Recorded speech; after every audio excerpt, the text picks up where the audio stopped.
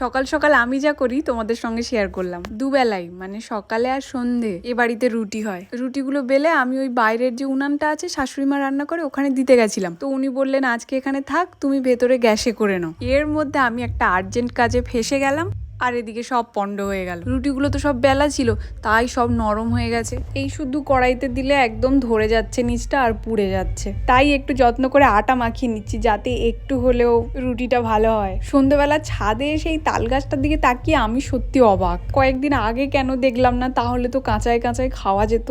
এ যা হয়েছে সেই বর্ষাকালে পাকলে তারপরে সেই তালের ফুরুলি। সন্ধ্যেবেলা তাতান খুব জোর করলো যে একটু ফুচকা খাবো চলো সবাই মিলে, তাই এই পাড়ার একটা ফুচকা দোকানে এসে ফুচকা খাচ্ছি সবাই মিলে। কাল ও বাড়ি যাবে, কিন্তু ও যখন যাবে ওর সাথে আমার দেখা হবে না। খুব খারাপ লাগছে গো, কদিন ওর সঙ্গে খুব আনন্দ করেছি। কেন ওর সাথে দেখা হবে না কাল তোমাদের বলবো। চলো সবাই ভালো থাকো, সুস্থ থাকো আর সবাইকে ভালো রাখো। আজকে তাহলে আসি, দেখা হচ্ছে কাল।